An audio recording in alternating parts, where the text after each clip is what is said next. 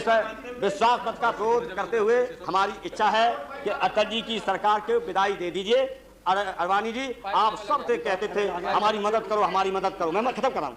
मदद हम हाल करते हैं, मदद तो दो हमारी आपकी नजदीकी आ सकती है। 370 की कहो हमेशा के लिए खत्म कहो। चारों धाम काशी कुछ नहीं, मस्जिद पुनः बनेगी। आपने दलों के आधार पर दलों को कितना कितना समय दें उतने ही बोलने के लिए अपील की है। मैं पालन करूंगा, लेकिन हम चेयर से भी उम्मीद करते हैं कि एक एक सदस्य को 3.5 घंटा बोलने का मौका दिया।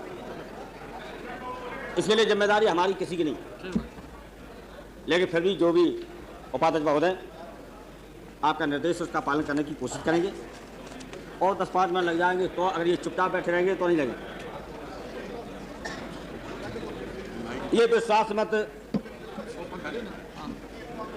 प्रस्ताव आया है, लेकिन हमें बड़ी खुशी होगी कि ये वाजपेयी जी की सरकार का विदाई समारोह हो जाए।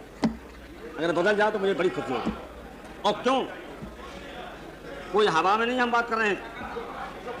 शांत रहिए। हम क्यों चाहते हैं कि ये विदाई समारोह हो। अरे अभी तो 48 क्या घंटे, अभी 24 घंटे रखे, 20 घंटे रखे। अगर चौटाला को डीएम को ले गए तो हरियाणा में तो आया राम गया राम है, क्या पता है। प्लीज, अरे पक्का हो चाहे कच्चा हो, मेजॉरिटी बैठी हुई है अब भी। आया राम गया राम का इतिहास। अरे सर से बनाम लग जाएगी, गवर्नमेंट चली जाएगी, मिल जाएगी। अच्छा चलिए अब थोड़ा please mister Virendra Singh, please. अध्यक्ष महोदय, उपाध्यक्ष महोदय, please. It's a very serious matter that we are discussing. Let them. उपाध्यक्ष महोदय, Please. भाजपा के चुनाव घोषणा पत्र के बारे में बहुत सारी बातें हुई, लेकिन हम संक्षिप्त में ही बताना चाहेंगे कि इनका कितना दोहरा चरित्र, दोहरे चेहरे, इसका सबूत है मेरे पास और सारे सदन के पास। और गृह मंत्री जी ने स्वयं अपने हाथ से लिखा होगा, पता होगा। चुनाव लड़े तो उन्होंने क्या कहा था, जब 370 धारा खत्म करेंगे, तभी से गांव गांव घर घर। और दूसरी बात कही, समान आचार संहिता लागू करेंगे। अयोध्या, मथुरा, काशी हमारे प्रमुख मुद्दे रहेंगे। और दूसरी बात कही, हमारा सबसे योग्य प्रधानमंत्री अटल बिहारी वाजपेयी, और स्थिर सरकार। 2 बातें कही। तो अब आप बताएंगे कि जब तक सरकार में है तब तक ये मुद्दे रहेंगे कि अब 370 धारा छोड़ दी, अयोध्या, मथुरा, काशी का भी छोड़ दिया, समान आचार संहिता पे बहस नहीं करेंगे। और जब विपक्ष में होंगे और कल आप विपक्ष में हो जाएंगे, कितनी तोड़ करो। Mr. Sikdar, please. अरे अब समझ, We are already short of time, please. Here. Let us. उपाध्यक्ष महोदय, और विपक्ष में होंगे तो मुद्दे फिर होंगे। इसलिए मैंने कहा कि दोहरा चरित्र, और जितनी ये सरकार झूठ फरे पर टिकी हुई है, इतनी आज आजादी के बाद कोई सरकार नहीं चली, कोई भी। बहुत सारी सरकारों का अनुभव हमें भी है। पहले वाली बिल्कुल जो कहते थे वो करते हैं। जब हमने कहा चले गए मारन साहब, इनका हमने साथ दिया तो दिया, सरकार चली गई तो चली गई, लेकिन हमने आखिरी साथ डीएमके का दिया। कांग्रेस मित्रों के कहने पे डीएमके के मंत्रियों को नहीं हटाया। यह चरित्र, एक बाप, एक जवान, कोई षड्यंत्र नहीं। जहां तक योग्यता का सवाल है, यह सच्चाई है कि हमें अटल जी की योग्यता पे कोई शक न पहले थी न आज है। चुपचाप तो रहिए, हमें नहीं शक है, लेकिन ये हमने नहीं कहा, हमारे किसी साथी नहीं कहा, राष्ट्रीय लोकतांत्रिक मोर्चा के किसी भी सदस्य नहीं कहा, अयोग्य प्रधानमंत्री। आपके ही वरिष्ठ नेता, आरएसएस के वरिष्ठ नेता, उन्होंने कहा कि ये प्रधानमंत्री अटल जी मुखौटा हैं, असली प्रधानमंत्री हमारे अडवाणी जी हैं। ये बताओ दोहरा चरित्र किसका है? ये हमने नहीं कहा है। अब जो भी कहा, जिस नेता ने कहा हो, वो भारतीय जनता पार्टी का नेता, अडवाणी जी का विश्वास पात्र, आरएसएस का नेता। उसने कहा कि अटल जी मुखौटा हैं, असली हमारा नेता या प्रधानमंत्री मानिए गृह मंत्री जी को, अडवाणी जी को। और इसलिए याद कीजिए, अब कभी नहीं कहा ये तो दौरा चरित्र है, चित्र भी हमारी, पट्ट भी हमारी, और आप जैसे परिपक्व नेता को नहीं कहना चाहिए, कहा है। और अटल जी ने खुलेआम सभा में कहा कि मैं तो मुखौटा हूं, ये साजा झूठ बातें। तभी तो मैं क्या, झूठ फरे पर चलने वाली पार्टी है, चलने वाली सरकार है। अब बताइए कितने परिपक्व नेता आपके बारे में कुछ भी हमारे मतभेद हों, लेकिन हम और तरह से आपको देखते हैं। इन्हें बोलने दीजिए। खुद वाजपेयी जी ने सार्वजनिक कार्यक्रम में कहा मैं तो मुखौटा हूं, उसके बाद आप इनकार कैसे कर सकते हैं? इसलिए हमने सुबह ही कहा कि दोहरा चरित्र है। और आप याद रखो, 1977 की बनी हुई सरकार इस दोहरे चरित्र के ही कारण जनता पार्टी टूटी थी। और आज भी हम कहना चाहते हैं वही स्थिति आज है। बताइए इनमें आरएसएस के कितने लोग हैं, बीजेपी के कितने लोग हैं, कर लो फैसला। और आरएसएस का चल रहा है पूरा का पूरा दर्शन, विचारधारा आरएसएस की चल रही। और जब शिक्षा मंत्रियों के सम्मेलन में जो भी प्रारूप आया था वो पूरा का पूरा आरएसएस का था, जिसके कारण देश के शिक्षा मंत्रियों ने शिक्षा सम्मेलन से बहिष्कार किया था पूरे के पूरे। शिक्षा, मुझे खुशी है राष्ट्रीय जनता दल के शिक्षा मंत्री और राष्ट्रीय लोकतांत्रिक मोर्चा के मंत्री ने सबसे पहले बहिष्कार किया बिहार की। इसलिए मानवर हम आपके सामने देश को आज जनता सुनी से बताना चाहते हैं कि जो हमारे देश का संविधान बना तो सारे के सारे हिंदुस्तान के बड़े बड़े विद्वान, कानून वेत्ता और जिनका राष्ट्रीय आंदोलन में बहुत बड़ी भूमिका थी, उन लोगों ने संविधान बनाया था सोच समझ के कि इस हिंदुस्तान के अंदर तमाम धर्म मानने वाले लोग हैं। 13-14 करोड़ आज मुसलमान भी हैं, 2.5 करोड़ करीब ईसाई भी हैं, 2 करोड़ के सिख भी हैं। इतनी बड़ी तादाद की उपेक्षा करके, अपमानित करके, गाली दे करके देश एक नहीं रह सकता है, ये सोच करके धर्म निरपेक्षता को अपनाया गया था। और यही हमारी मूल देश की एकता का सबसे बड़ा आधार है। उसने सबसे करारी चोट दी और देश की एकता पर सबसे बड़ी करारी चोट आज देश के सामने इस सरकार ने दी लगातार। बहुत सारे उदाहरण हैं, दोहरा नहीं चाहते, चाहे ईसाइयों को घेर घेर मारना, चाहे मुसलमानों को कब्रिस्तान का कब्जा करना, और कब्रिस्तान का विरोध करें तो गोली, यहाँ का सांसद, इस सदन का, पार्लियामेंट का मेंबर चला दे गोली। और पुलिस लिखती है रिपोर्ट गोरखपुर की, खुशम पुलिस कि लोकसभा के सदस्य ने गोली चलाई, उससे सत्यपाल सिंह यादव की हत्या की, वो जो पुलिस का गनर था गोरखपुर में। आपके गृह मंत्री जी, आपके ही पार्टी के सदस्य लोकसभा के मेंबर ने, आपको जानकारी सब रहती है, और नहीं रहती है तो अब मुझे तो अफसोस है कि क्यों नहीं रहती। गृह मंत्री जी को तो सब बातें रहती है। अब स्वदेशी, हम यहीं पर ये बात छोड़ते हैं। अब स्वदेशी आचरण कहाँ चला गया? बहुत बल्कि वीरेंद्र सिंह बहुत उंगली उठाते हैं। एक रेस्टोरेंट यहाँ पर विदेशी गोश्त का खुल गया था, हल्ला मचा दिया, शोर मचा दिया। अब सारे के सारे जो स्वदेशी जागरण मंच था वो विदेशी जागरण मंच बन गया पूरा का पूरा।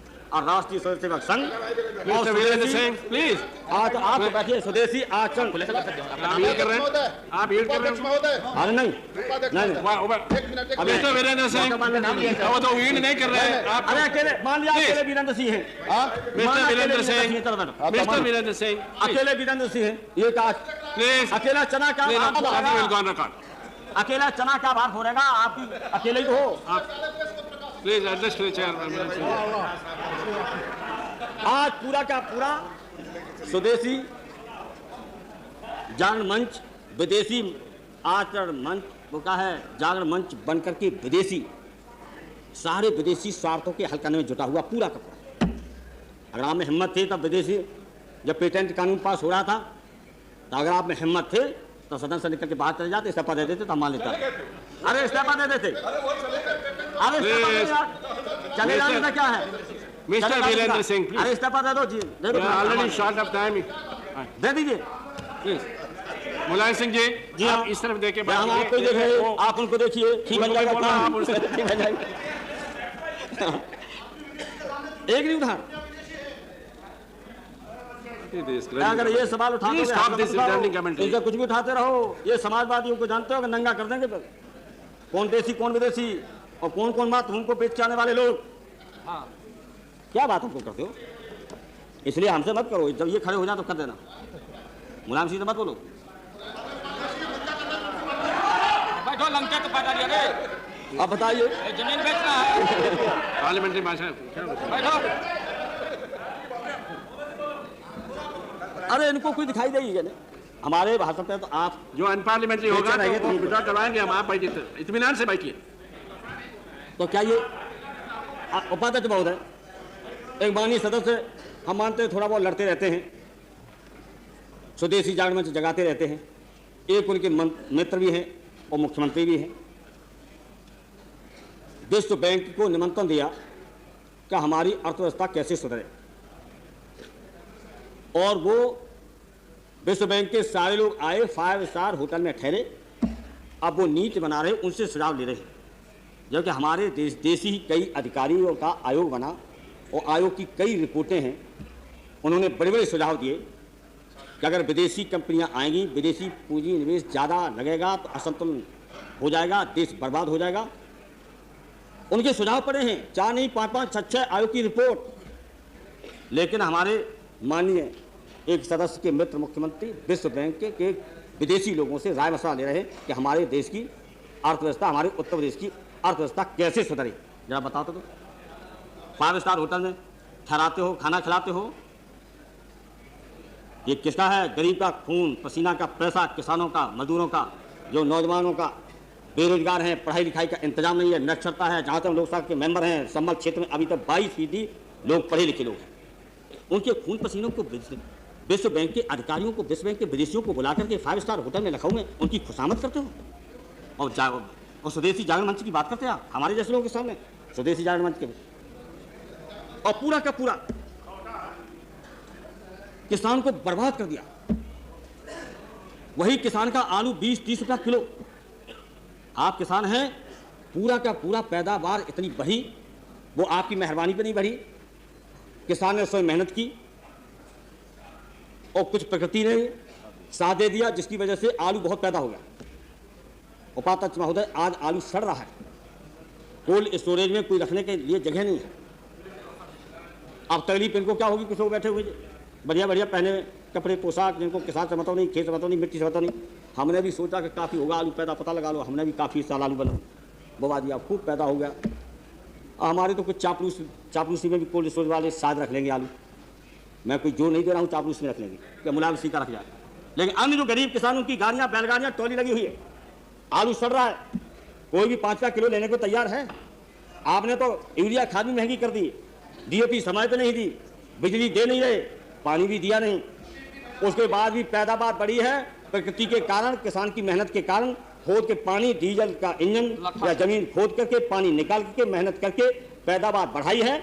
आपकी मेहरबानी पे कोई पैदावार नहीं बढ़ी है। चले जाइए, हमने भी पैदावार बढ़ाई है, कोई योगदान 1 रुपये का आपका ट्यूबवेल लगाना पड़ा नहीं जी, इधर उधर से बैंक से कर्जा लेकर के, तो पूरा का पूरा किसान बर्बाद कर दिया। प्याज के मामले में आप देखेंगे तो हमें याद आ गई, कल हमारे मित्र हैं वित्त मंत्री जी, बड़ी आंकड़े दे रहे थे। वित्त मंत्री जी, आप अफसर रहे, IAS रहे और हमारे नेता के साथ रहे हैं, एक्सीडेंटल नेता हो गए, उन्हीं की वजह से नेता भी हो गए। जरा उनका ख्याल करते कर्पूरी जी का, उनके साथ रहे होते। आंकड़ों से देश तरक्की कर रहा है, अगर आंकड़ों से देश तरक्की कर जाता तो तभी कर देते, तो ये सब लोग तरक्की 45 साल कर देते। आंकड़े चले, ये देश में आंकड़ों से नहीं देश चलेगा। और फिर आंकड़े गलत मत करो, आंकड़े अगर सही पेश करो तो सही पेश करने के बाद उस पर अमल कीजिए और स्वीकार कीजिए कि महंगाई और मंदी से कितना बर्बाद कौन हुआ? सबसे ज़्यादा किसान हुआ, सबसे ज़्यादा गरीब हुआ। जैसे किसानों के साथ आपका अनुभव नहीं हो, वोट लेके किसानों के आए, आप जाने कल कैसे आप बताएंगे, कैसे हिंदी बोल गए आप तो जब से वित्त मंत्री बने तब से अंग्रेजी। मैंने लालू प्रसाद जी से कहा कि हाजीपुर में ले चलो हम लोगों को, और एक सम्मेलन का, उसमें कहो वित्त मंत्री जब आए तो कहो कि आप जिस भाषा में लोकसभा में बोले हो उसी में बोलिए कि तब हम आपको वोट देंगे, तब आपकी जमानत जब्त हो जाएगी। चलिए, वो मांगिए चल के वित्त मंत्री जैसे रहे वो। चलिए, अब आप आंकड़े दे रहे, हमारे आंकड़े गलत हों तो पढ़ लिखने में आप बहुत होशियार हैं तो बता देना। वित्त मंत्री आदरणीय चंद्रशेखर जी के प्रधानमंत्री काल में भी रहे, जब वित्त मंत्री बन गए अफसोस होता है कि आप उधर से इधर इसलिए नहीं आ सकते हैं कि मुश्किल से मिल गया किसी तरह से बहुत अच्छा इंपॉर्टेंट विभाग। अब विभाग के पीछे इधर से उधर चले जाते, लोकसभा के मेंबर से उधर से चले जाते। हम तो फक्कर हैं जब कुछ भी हो, लेकिन जब तक इन सांप्रदायिक शक्तियों का विनाश नहीं कर देंगे तब तक ऐसा ही जीवन भर संघर्ष करेंगे देश की एकता के लिए।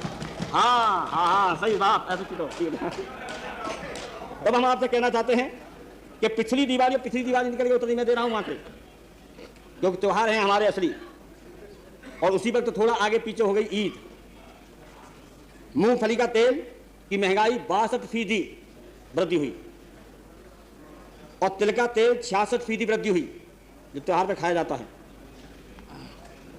और बिनौला की है 59%। इतनी महंगाई। और पशुधन का काम करने वाला गरीब किसान, खेतिहर, गाय भैंस चराने वाला, उसके घी की कीमत बढ़ी केवल 13%। ये संतुलन देश में काम रहेगा? पूरा का पूरा देश के किसान, गरीब मजदूर को बर्बाद करने वाली इस सरकार ने चौपट कर दिया पूरा का पूरा। जो पशुधन सबसे ज्यादा गरीब, उसकी केवल 13% महंगाई बढ़ी और बाकी देखिए 66, 70, 72% पर चली। और वनस्पति 90 रुपए से बढ़कर 150 रुपया किलो। आलू 5 रुपया से 15 रुपया, 15 से 30 तक चला गया किलो। 2 रुपया। पिछले दिवाली के और ईद के, अगर आपके कान सही नहीं तो मशीन लगवा लो। और टमाटर तो आप जानते 6 रुपए से लेके 35 और 35 से लेके 55 रुपया तक किलो। और बैगन 40 रुपया से 12% बढ़ गया, 12 रुपया बढ़ा। 4 रुपया से 4 रुपए से 12 रुपया बैगन। क्या बात करते अरे बैगन हम भी करते हैं, आप भी करते हो, केवल ये कुशवाही लोग नहीं करते हैं, सभी करते हैं। सब ट्रेडर खा गए, ट्रेडर। तो अभी आने वाले भाई तो बताने वाले हैं, आइए बताने वाले। आप पहले बता दिया, अच्छा किया, वही बताने वाले हैं खा कौन गए। हाँ, मिलकर के बताएंगे, मिलकर के ठीक कर देंगे। और प्याज 2 रुपए से लेके, प्याज 2 रुपए से लेकर के, और कहीं 6, 7, 8 और कुछ शहरों में 60 रुपया से लेकर के 100 रुपया। और आगरा में एक हफ्ता लगातार 122 रुपया किलो प्याज।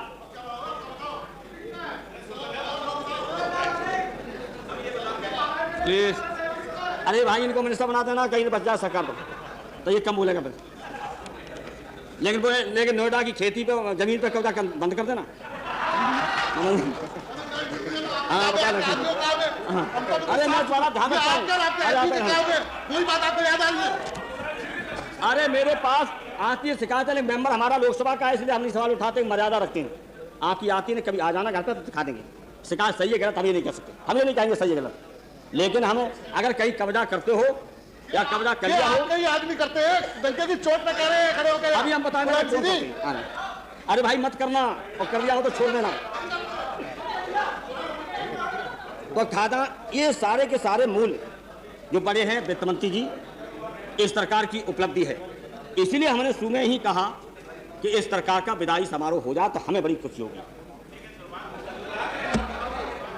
अरे हम लोग हिम्मत नहीं हारेंगे, कल ही गिरा देंगे, कल ही गिरा देंगे। अब रात पड़ी है, आपने जो कुछ किया है वो हमें सब पता है, क्या क्या किया। एक से एक जादूगर अभी हैं। हाँ, अब ये चैम्बर ऑफ इंडियन इंडस्ट्री जो द्वारा जो भी पता चला है कि इस समय देश की अर्थव्यवस्था बहुत लड़खड़ा गई, बड़ी खराब है।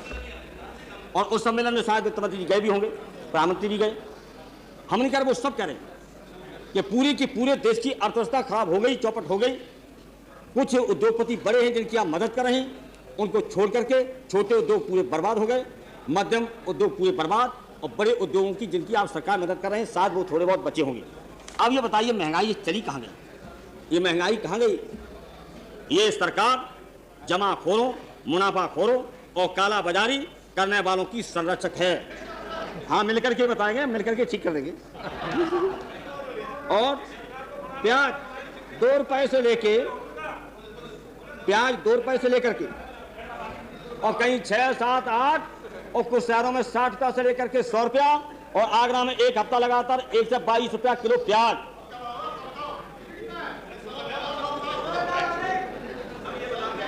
Please. अरे भाई, इनको मिनिस्टर बना देना, कहीं बच जाए सरकार तो ये कम बोलेगा फिर।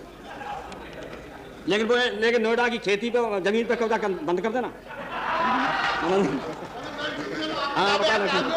अरे मैं थोड़ा ध्यान रखता हूं। कोई बात आपको याद आ रही है? अरे मेरे पास आती है शिकायत है, मेंबर हमारा लोकसभा का है, इसलिए हम सवाल उठाते हैं, मर्यादा रखते हैं। आपकी आती है, कभी आ जाना घर पर तो दिखा देंगे। शिकायत सही है गलत हम ये नहीं कह सकते, हम ये नहीं कहेंगे सही है गलत, लेकिन हमें अगर कहीं कब्जा करते हो या कब्जा कर लिया हो, नहीं आदमी करते हैं, डंके की चोट पे कह रहे हैं, खड़े होकर अभी हम बताएंगे। अरे भाई मत करना, और कर लिया हो तो छोड़ देना। तो खादा ये सारे के सारे मूल जो बड़े हैं वित्त मंत्री जी, इस सरकार की उपलब्धि है। इसीलिए हमने शुरू में ही कहा कि इस सरकार का विदाई समारोह हो जाए तो हमें बड़ी खुशी होगी। अरे हम लोग हिम्मत नहीं हारेंगे, कल ही गिरा देंगे, कल ही गिरा देंगे। अगर रात पड़ी है, आपने जो कुछ किया है वो हमें सब पता है, क्या क्या किया। एक से एक जादूगर अभी हैं। हाँ, अब ये चैम्बर ऑफ इंडियन इंडस्ट्री जो द्वारा जो भी पता चला है कि इस समय देश की अर्थव्यवस्था बहुत लड़खड़ा गई, बड़ी खराब है। और उस सम्मेलन में शायद वित्त मंत्री जी गए भी होंगे, प्रधानमंत्री भी गए। हम नहीं कह रहे, वो सब कह रहे हैं कि पूरी की पूरे देश की अर्थव्यवस्था खराब हो गई, चौपट हो गई।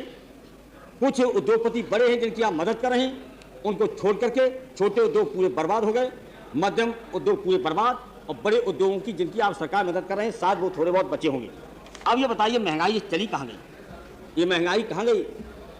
ये सरकार जमाखोरों, मुनाफाखोरों और काला बाजारी करने वालों की संरक्षक है। और इस महंगाई से थोड़े ही दिनों में 3,500 करोड़ रुपए का मुनाफा भारतीय जनता पार्टी के नेतृत्व वाली सरकार ने मुनाफा करा दिया है। ये हिंदुस्तान का सबसे बड़ा घोटाला है 3,500 करोड़ का। और आप उपलब्धि पर इसलिए कह रहे हैं कि कैसे आपकी विदा हो, और विदा करने में हम लोग लगे हैं। अब आती है विदेश नीति। विदेश नीति का मतलब है कि दुनिया के जितने देश हैं उनमें हमारे जितने देश मित्र बन जाए। अगर मित्रों की संख्या ज़्यादा है तो विदेश नीति हमारी सफल है, कूटनीति हमारी सफल है। अब कह गए, दादा भी कह गए, और ठीक कहा। आपने हर एक अपमान किया, किसान अपमान, गरीब अपमान, प्रसार भारती को हमने पास करवा दिया। हमारी बहन सुषमा स्वराज का भी निवेदन था, लालू जी को पकड़ा, मुझे भी पकड़ा, मैं भी था। उसने एक किताब ऐसी लिख दी कि बैकवर्ड के लोग कभी भी उम्मीद नहीं करें हिंदुस्तान में आने की, रानी की आगे पद पर लेने की। तो हमने कहा ऐसा प्रसार मंत्री चलाने वाला, इसलिए मैंने हटाया। और थोड़ी बहन सरोज का भी, सुषमा स्वराज, अरे सुषमा स्वराज की है ढंग, कोई बात, सफल हो गई, हम लोगों ने पास करा दिया। मदद की, अब बेचारी गलत बैठा दिया कहीं नहीं। इतनी बड़ी सफलता हमें गाली गलौज भी मिली। ये लालू जी मुलायम सिंह क्या कर बैठे? हमने कहा हमारी बहन कम से कम पुरानी तो साथी है ही, तो इसकी बात हमने मान लिया, हम लोग बात मान लेते हैं। हम सामाजिक पहले हैं, इंसान पहले हैं, आप तो उनको मानना पड़ेगा। अरे वो मानेंगे? अरे करो तो मानते, ऐसे तो मान ही नहीं। अगर बना दोगे मंत्री कभी और कुछ पद दे दो तो ठीक है ना, अपमान करते करते घूंट पी रही है, आ जाएंगे तब। इसलिए बात ऐसा होता है कि पोखरण का जो भी परीक्षण हुआ है, जिस फुगड़पन से हुआ है, उसमें वैज्ञानिकों का अपमान किया। पूरी कोशिश की गई कि सब का सब भारतीय जनता पार्टी ने किया, अर्थशास्त्र। उसका नतीजा ये निकला कि आप पता लगाइए विदेश नीति सफल है तो आपके दोस्त बड़े हैं कि घटे हैं। अगर घटे हैं तो विदेश नीति में असफल, कूटनीति में असफल। और सबसे बड़ा अपमान ये हुआ है वैज्ञानिकों का कि आपने पुरजोर कोशिश की कि हमने बना के दे दिया। हमने कभी नहीं कहा, हमने कहा हम लोगों ने पैसा खूब दिया, गुजरात साहब को खूब परेशान किया हमने, इनके पीछे पड़े रहे कि 2 रुपया 2 रुपया, और 10 साल में जितना रुपया नहीं दिया, मुझे खुशियाँ बधाई देना चाहते उतना गुजरात साहब ने और चिदम्बरम ने दे दिया। मेरे मित्रों से भी शिकायत की, मुलायम सिंह कहते 11 साल का इकट्ठा रुपया कहाँ से अच्छा मता लेके आ जाए। वैज्ञानिकों का मनोबल बढ़ा करके एक उपलब्धि की, उस उपलब्धि को आपने बनाने की राजनीति की कोशिश की, जो सबसे ज़्यादा अपमान किया है आपने वैज्ञानिकों का। और अब CTBT पे अगर दस्तखत कर दिए जैसा सुना गया है, अगर CTBT पे दस्तखत नहीं किए हैं तो फिर अमेरिका के पीछे पीछे क्यों घूम रहे? पीछे पीछे। अब विदेश मंत्री जसवंत सिंह जैसे लोग हों और वो पीछे पीछे घूमते देखा होगा आपने। और किसके पीछे? एक डिप्टी विदेश मंत्री जो वरिष्ठ अधिकारी के बराबर है, उसके पीछे। और कहाँ यशवंत सिंह? तो इस देश का स्वाभिमान बेच दिया है, अपमान हमारे देश को करे, 100 करोड़ का देश। इसलिए हम चाहते हैं कि इससे कैसे विदाई हो जाए। अगर इनमें बुद्धि होगी तो विदाई दे देंगे, उन्हें अवैध विभाग बांटना शुरू कर दो, अधिकारी नियुक्त कर दो, सब कर दो तो हो गया। अरे लगना चाहिए एक निशाना, one work at A time. ये काम करना चाहिए था। आप लगे विभाग बांटने में, कौन लेगा एग्रीकल्चर, कौन लेगा होम मिनिस्टर। हाँ सच बात है। हमें लालू प्रसाद जी को कुछ नहीं, हम तो इनकी विदाई चाहते हैं बस। हाँ ये है, इसलिए हमारा कुछ बिगाड़ ही नहीं सकते आप लोग। चाहे जितने मरवा दो, हत्या करवा दो, जेल में भिजवा दो, चाहे कितने कर दो, चाहे कितने हमारे कार्यकर्ताओं के घर गिरवा दो, घर गिरवा दो। भदोई में इकबाल बहादुर सिंह हमारे ठाकुर साहब के घर गिरवा दो, खूब आपके वोट ले लोगे, पता चल जाएगा आपको वीरेंद्र सिंह जी। अरे गुंडा दूसरा था, मारने वाला दूसरा है। बीजेपी के डंडा लग जाए तो हमारे समाजवादी पार्टी के कार्यकर्ताओं के मकान डिमोलिश। चंदपाल सिंह विधायक किराए पर रहते तो उनका मकान झांसी में डिमोलिश। और इसी तरह दीपक यादव हमारा उम्मीदवार मध्य प्रदेश का, जिसको 28,000 वोट मिले, सभी लोग जानते हैं, उसका मकान 20 लाख की कीमत का डिमोलिश।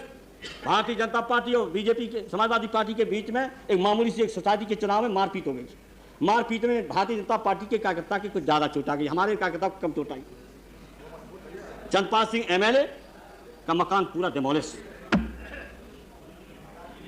पूरा का पूरा मकान लूटे गए। इकबाल ठाकुर इकबाल बहादुर सिंह के 50-60 तक लेके पूरा सामान ले भाग गए पुलिस के लोग। हाँ भारत सरकारी करा रही सब। अरे भारत सरकारी सब करा रही इसलिए हम पूरी की पूरी कूटनीति विदेश नीति असफल हो गई, देश का सम्मान गिरा। और नतीजा ये निकला कि आपने जिस तरह दुनिया में प्रचार किया तो यूँ था पाकिस्तान हिंदुस्तान, बहुत शर्म की बात है। पाकिस्तान हिंदुस्तान यूँ था, आपने बराबर तक खड़ा कर दिया।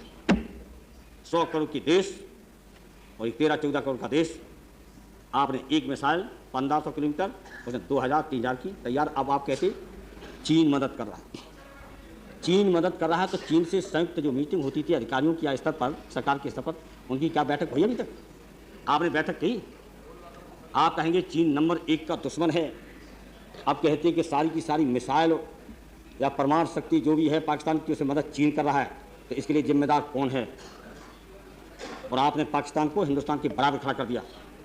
और जब प्रधानमंत्री गए पाकिस्तान के अंदर, तो शायद ये टीवी जब पाकिस्तान का सुनते होंगे, तो एक हमारा छोटा कुटीर उद्योग होता है, उनका बैल आँख मूंद देता है, वो घुमाता है।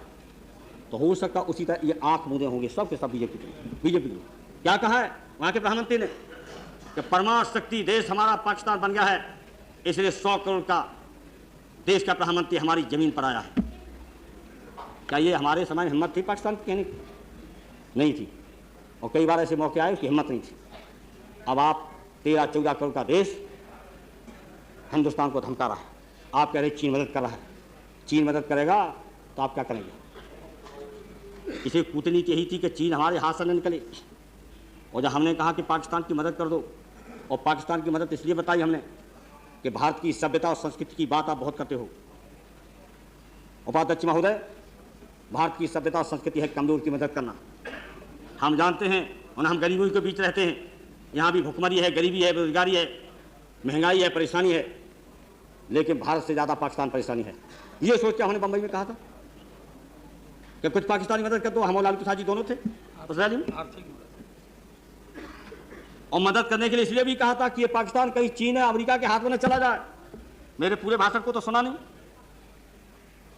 अगर वह स्वीकार कर देते, नवाज शरीफ तो कर देते, लेकिन दोनों देश की जनता के प्रति एक विश्वास पैदा होता है। जो महासंघ की बात हम लोग करते हैं, दोस्ती बढ़ाना चाहते हैं, हम सॉवरेनिटी नहीं पाकिस्तान की खत्म करना चाहते, बांग्लादेश की। हम तो चाहते नेपाल से, भूटान से लेकर के लंका तक जितने भी देश हैं, उन सारे देशों से हमारी दोस्ती हो जाए, एक ढीला ढाला महासंघ बन जाए, आना जाना शुरू हो जाए, पासपोर्ट न रहे, व्यापार बाजार सब हो जाए। इसलिए हमने कहा था मदद कर दो। तो हमें पर क्या इल्जाम लगा लिया? पाकिस्तानी एजेंट, मुस्लिम परस्त। अब गौर से दूसरे पैदा होने की जरूरत। शिवसेना के सबसे बड़े नेता बोले, शिवसेना के नेता को पता नहीं कि हम लोग किन पूर्वजों के आदर्शों पर चल रहे हैं। पहले तो गौर से जैसे पैदा हो जाएंगे, अगर आप कर देंगे तो हम जैसे लोगों को जीवन की परवाह नहीं देश के लिए। और जो जीवन की परवाह करता है वो देश की सच्ची सेवा कभी नहीं कर सकता। मेरे मित्र जोशी जब गए श्रीनगर में, तो पसीना, सर्दी में पसीना निकल गया।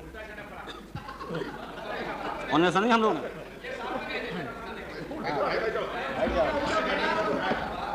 अरे बहुत बातें हम जानते हैं, माफी मांगने वालों की बात बहुत जानते हैं।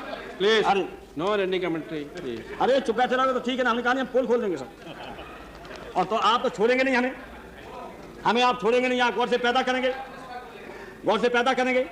अगर तीसरा ये फ्रंट बना है, तीसरा ये सब मिलकर के तीसरा बैठा है, अगर आप गौर से पैदा करेंगे तो हम महात्मा गांधी पैदा करेंगे विदेश के अंदर करेंगे। अरे 4 MP अगर चौटाला के मिल गया तो काहे बवाल रहे हो अभी क्या? हाँ क्या हो गया? अरे 4 MP को अभी बता रहे क्या होगा फिर? अरे घुटना टेके तो घुटना टेक सरकार है, वो बात छोड़ दे। घुटना टेक, पहले घुटना टेके जयललिता जी से घुटना टेके, ममता बहन से भी घुटना टेके, चौटाला साहब से घुटना टेके और दोबारा घुटना टेक दिए। अरे बहन घुटना टेक है, घुटना टेक। अरे इनका नाम रखो घुटना टेक, और घुटना टेक का अर्थ समझ लो, ये भी तो बात है, ये घुटना टेक। और समता पार्टी से लगातार घुटना टेक।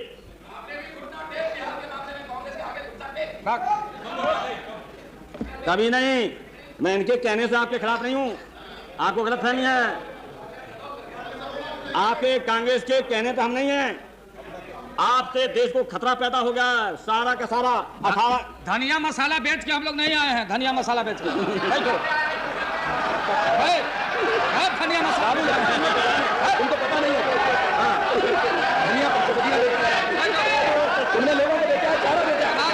हम चारा बेच के नहीं आए, हम गेहूं बेच के नहीं आए, धान बेच के आए। तुम चारा बेच के आए।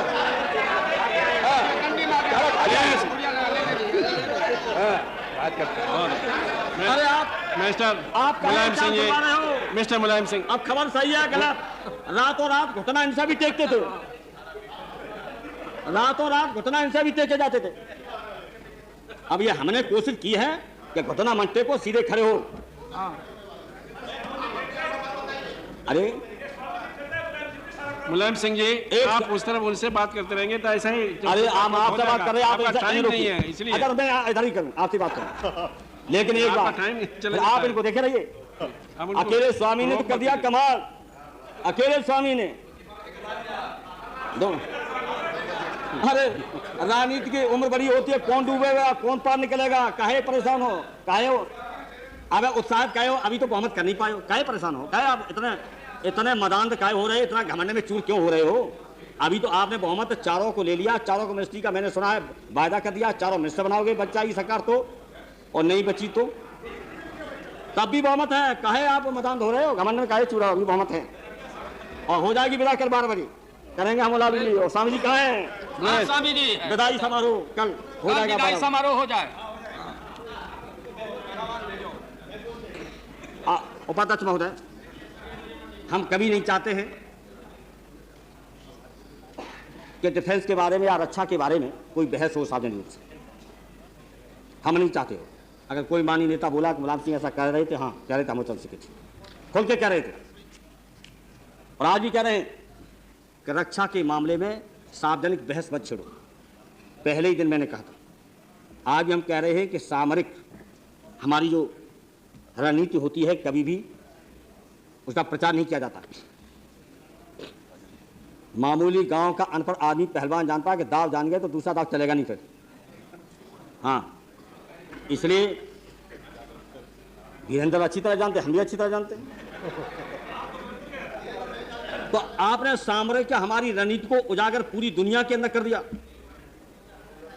हमारे गृह मंत्री ने जाके कश्मीर कह दिया हम परमाणु शक्ति वाले देश बन गए, पाकिस्तान बाज आ जाए और मिट्टी ले जाएंगे प्रचार करके कि ऐसा नतीजा जो मैंने कह दिया कि 13 करोड़ 14 करोड़ का देश सीना तान के खड़ा है।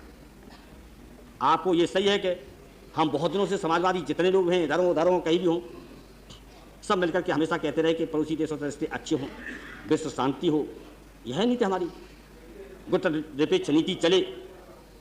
और फिर दोहराना चाहते बात सदन ने कह भी दिया था कि पंडित जवाहरलाल नेहरू जी जब 1937 कब 35 का कब बने थे लखनऊ में 35 में, तब 35-36 में, तब डॉक्टर राम लोहिया को विशेष सचिव बनाया गया। तो उन्हीं ने विदेश नीति के ये पैमाने, ये आधार बनाए थे, और जब नेहरू जी प्रधानमंत्री बने तो उन्हीं को लागू कर दिया था। विश्व शांति, लोकतांत्रिक व्यवस्था, मानव अधिकार, गैरबारी के बाद संघर्ष, गुटनिरपेक्ष नीति और सारे के पड़ोसी देशों से अच्छे रिश्ते रख करके उनसे बातचीत करना।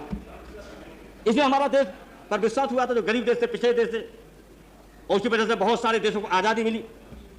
इस नीति को 1 मिनट में आपने बर्बाद कर दिया। आप नीति से हट गए, और मित्र, हमारे बहुत सारे मित्र थे, वो शक की दृष्टि से देखने लगे और कुछ नाराजगी हो गए, और आपने पाकिस्तान, चीन और अमेरिका को एक कर दिया। ये था मुझे आशंका, इसलिए हमने कहा कि इस रक्षा के मामले को सार्वजनिक रूप से हम आज भी नहीं चाहते।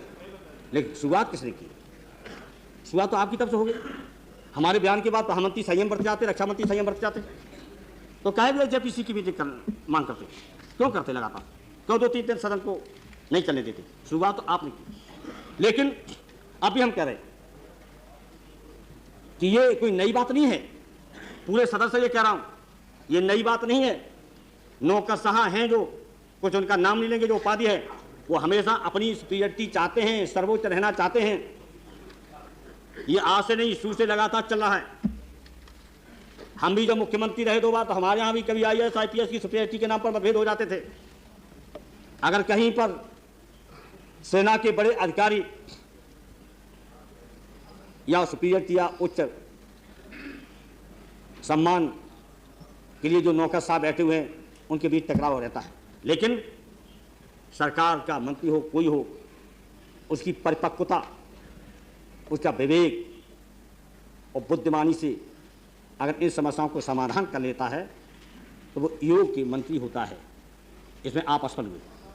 हमारे सामने भी आया था, रक्षा मंत्री जानते हैं, हो सकता फाइल को पढ़ें, देखें, पेश करें। हमारे सामने भी आया था, हमारे सामने कई बार आए मामले, लेकिन हमने दोनों को बैठा करके, दोनों को खुश करके भेजा।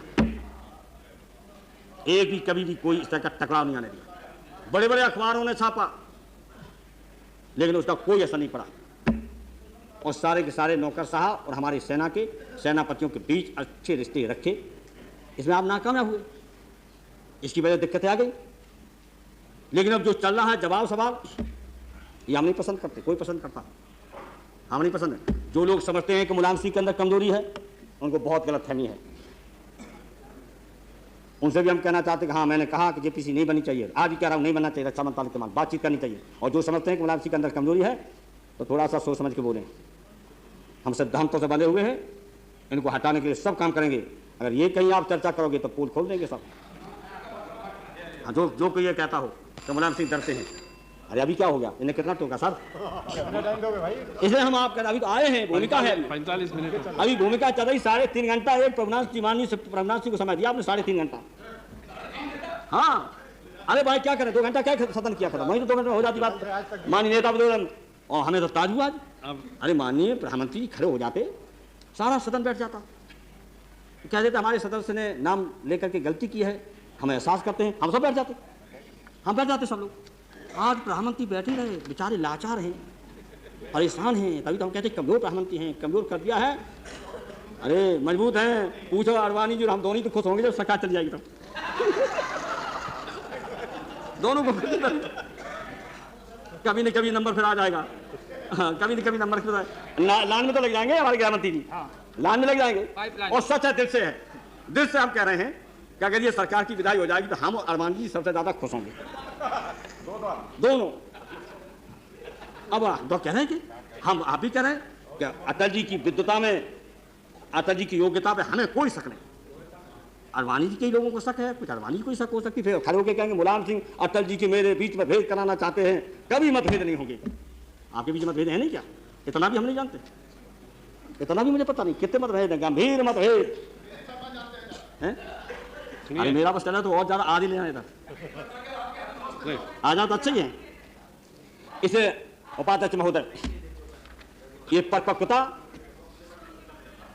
नहीं दिखाई है। मंत्रिमंडल हो, चाहे समिति हो, रक्षा समिति हो, चाहे रक्षा मंत्री जी हो और चाहे प्रधानमंत्री जी हो, अगर विवेक से काम लिया होता तो ये सार्वजनिक रूप से ये इस तरह की बयानबाजी नहीं हो सकती थी। हम पसंद नहीं करते हैं, अगर आपके बयानों को पसंद नहीं कर सकते हैं तो जो सेना का इस बार तो टीवी पे बोल रहा, धड़ाधड़ आपको फाइलें दे रहा, इसको फाइलें दे रहा, हम उसको पसंद नहीं करते पसंद। ये देश की परंपरा हो गई नौकरशाहों के बीच हम लोग लड़ते रहे और नौकरशाहों को मदद करते रहे।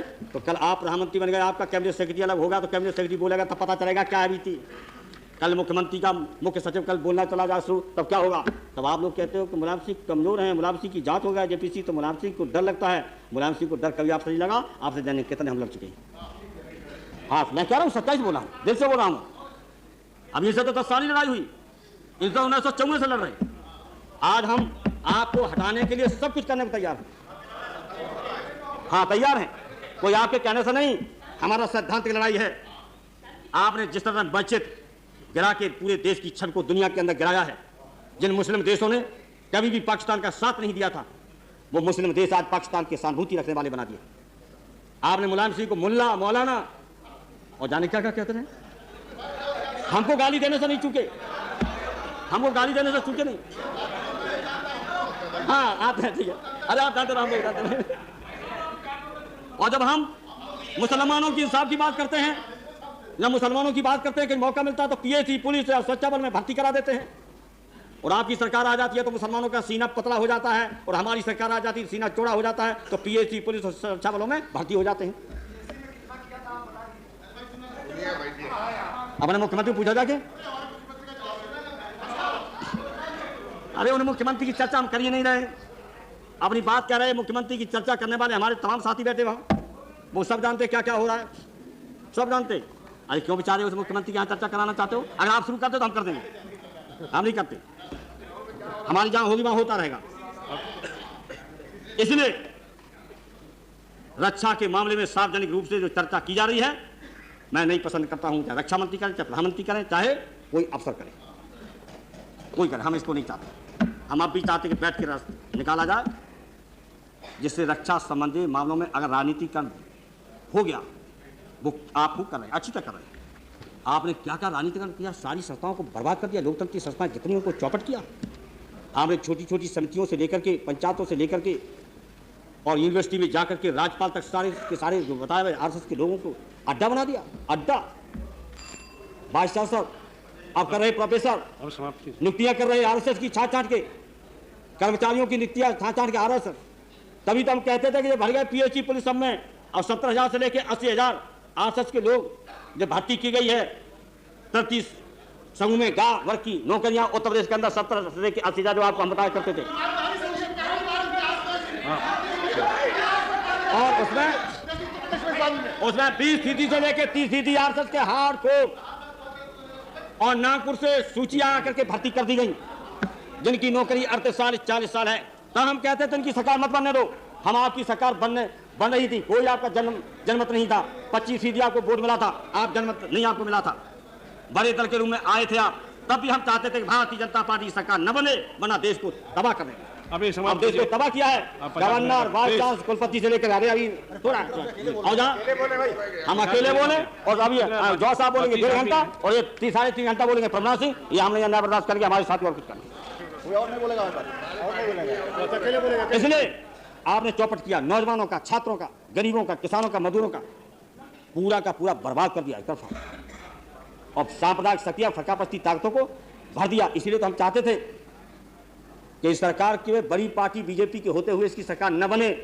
उपाध्यक्ष महोदय, आपके मित्र कहते थे मुलायम सिंह को बहुत जल्दी है, क्या? अगर जल्दी हो गई होती तो इस देश का बहुत कल्याण हो जाता। इतना नुकसान देश का कर दिया, घेर के ईसाइयों को मारना, मुसलमानों के कब्रिस्तान पर कब्जा करना, अब खलीलाबाद में मस्जिद के नमाज न पढ़ने देना।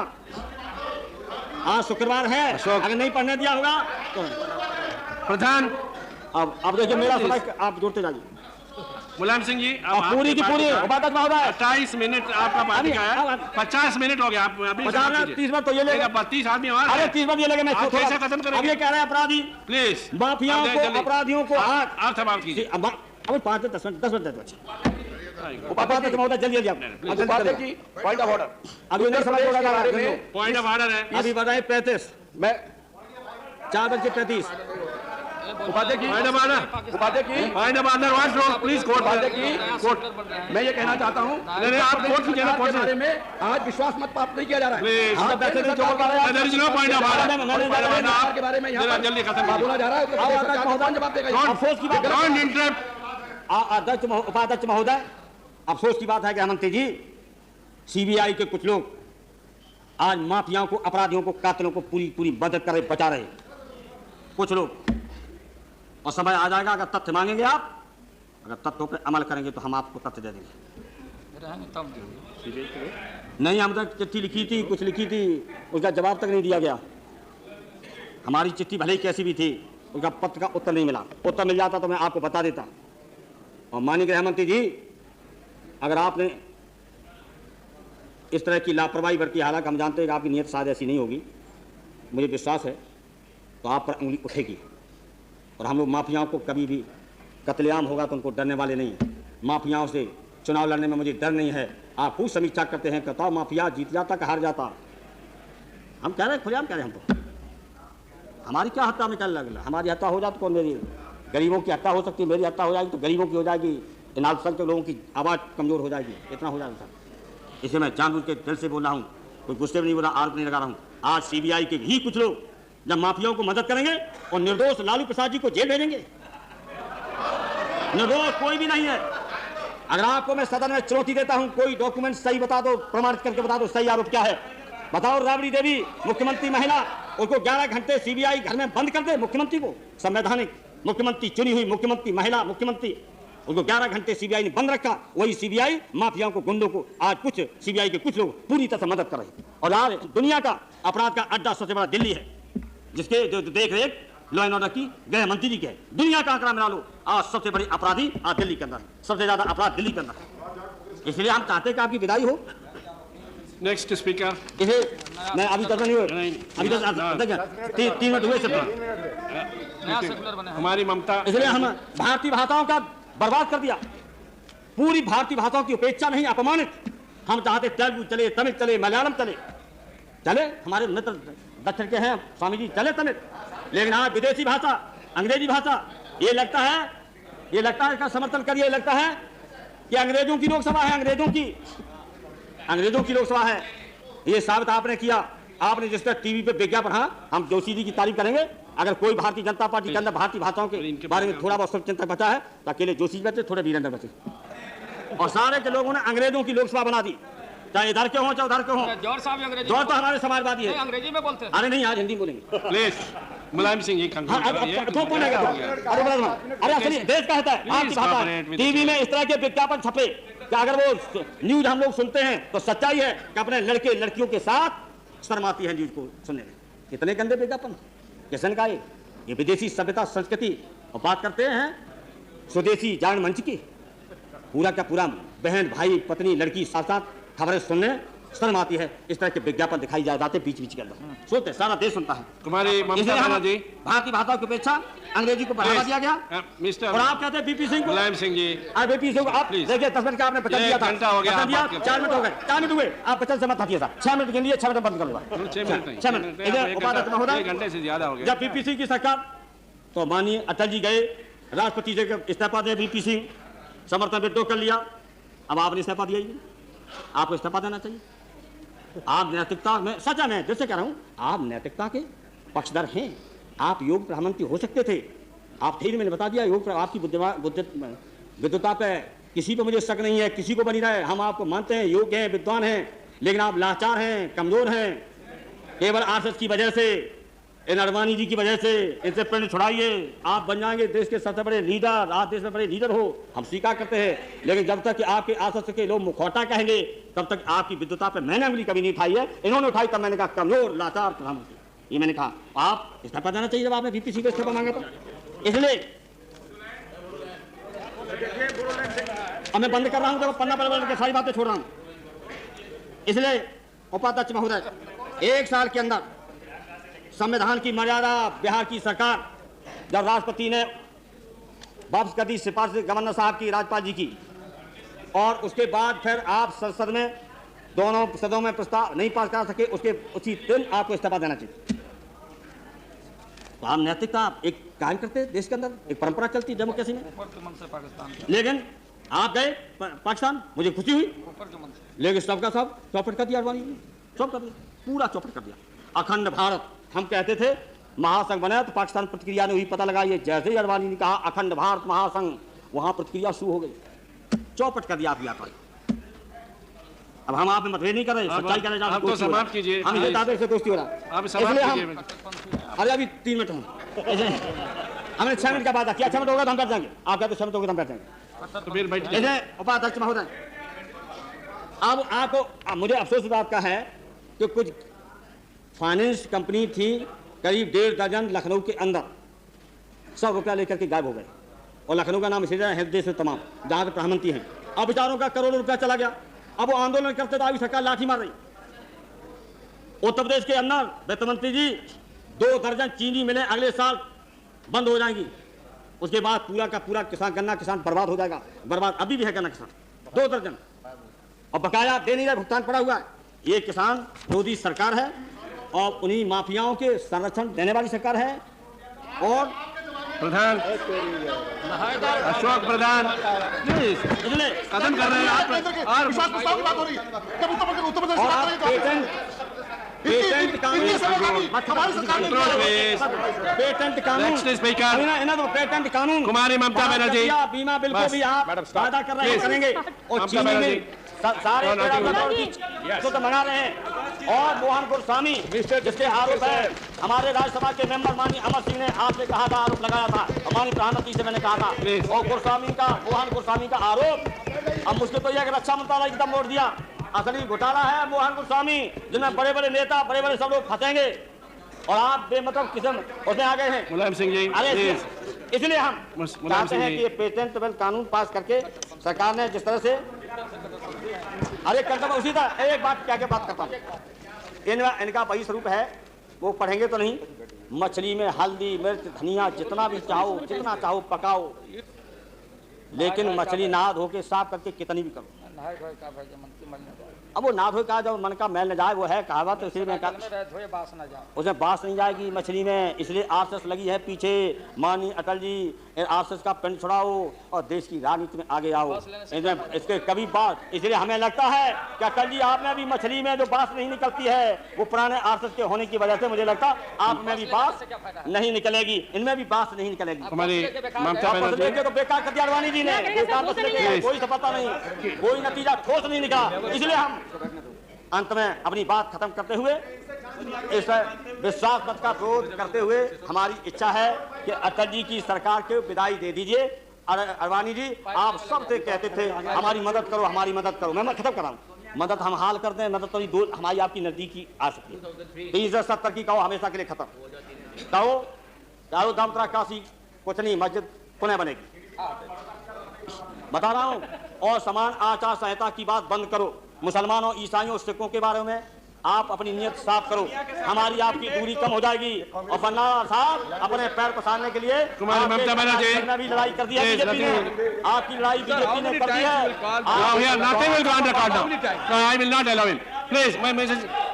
के साथ शब्दों के साथ हम अपनी बात खत्म करते हैं और आपके बहुत बहुत आभारी हैं।